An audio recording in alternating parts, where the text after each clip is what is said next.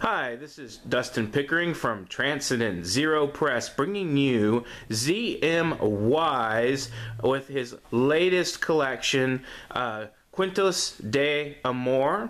It is a book of love poetry centered around a character's confession of his love life and how badly managed he had his life, and how he went along to become a romance counselist, kind of counselor.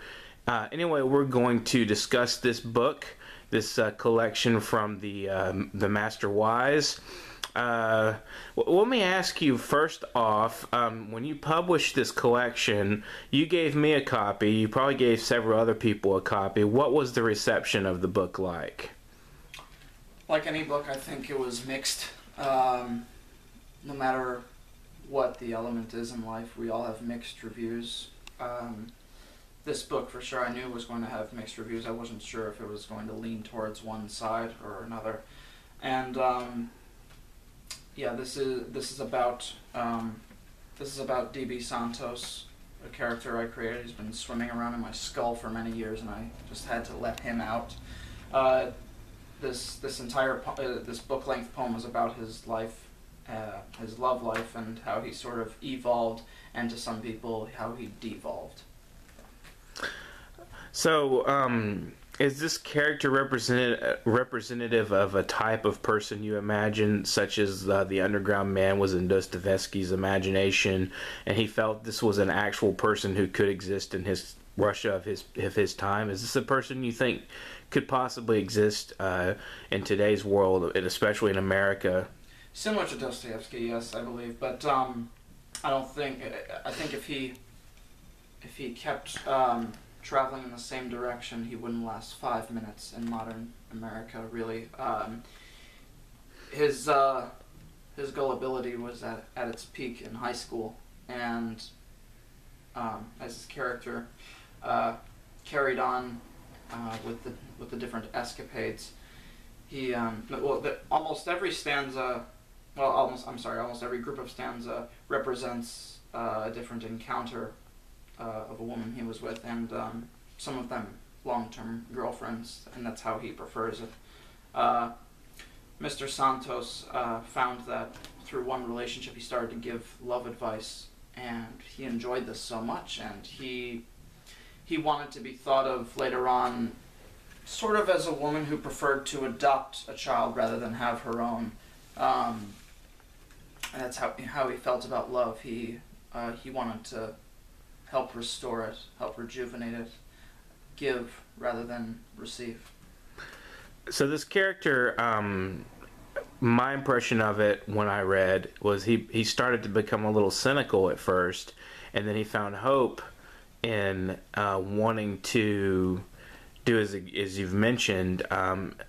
Is there a particular kind of theme you're approaching with possibly this kind of suffering redemption type theme coming from here? This is my private pain that I'm turning to a good, something positive, and it turns out to be redemptive. And is that maybe something you intentionally did, or? In a way, yes. I believe if you mix cynicism with a bit of optimistic nature, you'll have an interesting fusion of emotions, and perhaps within that lies one little orange pulp of hope, I believe. And I think he by the end, he no longer has hope for himself, but he does have hope for others, and it makes him quite elated to help others who are in need of restoring a relationship or finding new love.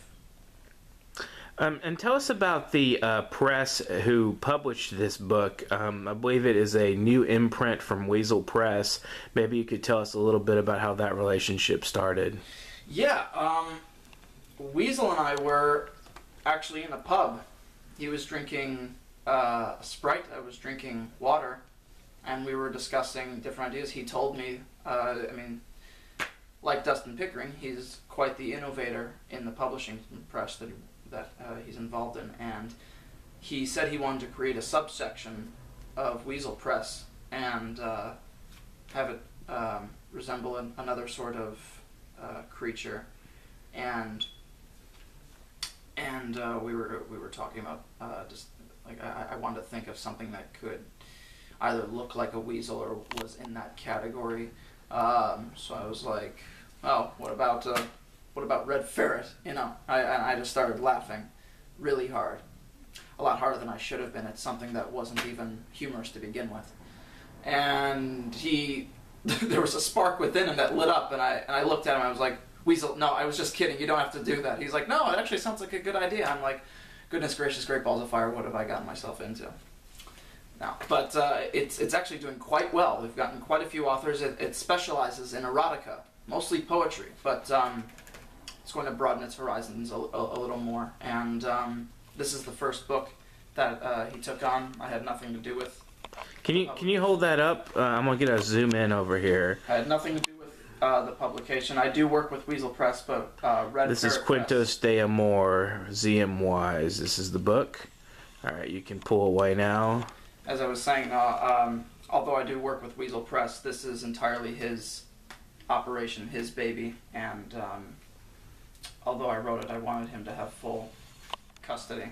So, yeah. Yeah. Well, how about this? Read us a piece, preferably short, something that could just, get the message across within a minute or two. And we'll go ahead and conclude this interview. Certainly. Let me find this. Okay. And just ferret one of those words out. Red ferret. Red ferret cutlery. No. That would be interesting. Alright, so this is just a group of 3 different stanzas. Emilia, mi querida, you needed to be rescued. You must be salvaged if you will not carry out this final act of rejection on your own. Never did I expect to fall headfirst into what would be a book of love days, pamphlet of revelations, and paragraph of reality checks and pretend dots. You were the only thingus on my mind post-hurricane season 2007 to 2008. You were revered on a pedestal, though I have never thought of performing such an irrational mental feat. This is ZMYs with Cuentos de Amor, and this is a wonderful collection of love poems. Thank you, ZMYs, for your discussion, and we will be back with another interview shortly. Poetry lives.